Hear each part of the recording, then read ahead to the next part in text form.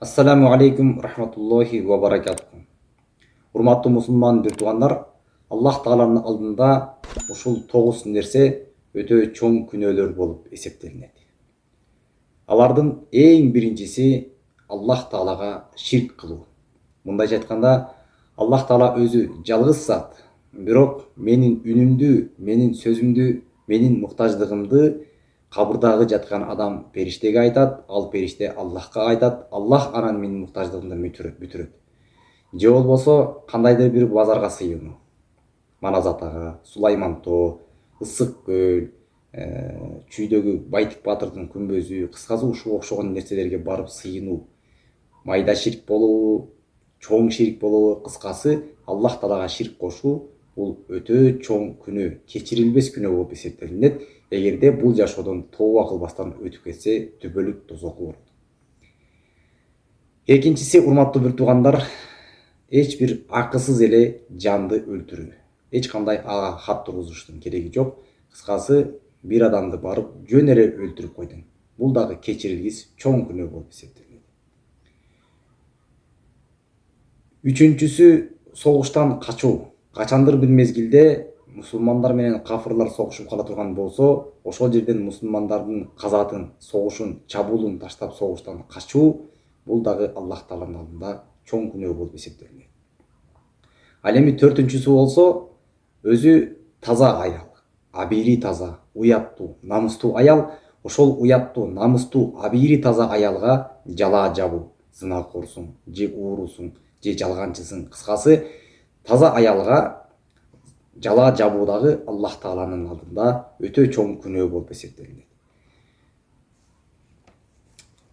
Ал эми бешинчиси болсо, риба, мындайча айтканда сүткорлук менен алектенгендик, же болбосо сүткорлукту жөө, сүткорлуктан пайда болгон оокатты жештик. Бул дагы Аллах Тааланын алдында өтө чоң күнөө болуп эсептелет. Алтынчысы болсо, жетимдин малын жештик дагы Аллах Тааланын алдында чоң күнөө. Мисалы үчүн бир адам бир жетимдин ата энеси өтүп кеткен, өзүнүн оокатын өзү эптеп өткөрүп жатат, ошонун малын эч кандай мыйзамсыз, эч кандай бир шылтоосуз эле барып жетимдин акысын жештик, жетимдин малын жештик. Бул дагы Аллах Тааланын алдында чоң күнөө болуп эсептелет. Жетинчиси, урматтуу бир туугандар, мечиттин ичинде туруп атеист болуу.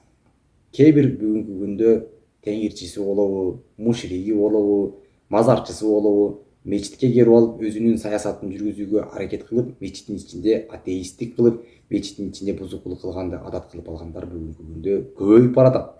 Урматтуу мусулман бир тууганым, мечиттин ичинде атеисттик кылуу, Аллах Тааланы мечиттин ичинде жокко чыгаруу, же Аллах Тааланын кудуретин инкар кылуу бул өтө чоң күнөө болуп эсептелет. Сегизинчиси, сыйкырчылык менен алектенүү, кара дуба менен алектенүү, адамдарды сыйкыр менен өзүнө багындыруу, адамдардын жүрөгүн сыйкыр менен өзүнө каратуу, же болбосо кайсыл бир адамга сыйкырлап берүү.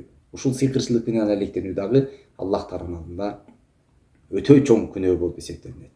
Ал эми тогузунчусу, ата энеси өзүнүн укугун пайдалана албастан көз жашы тамган.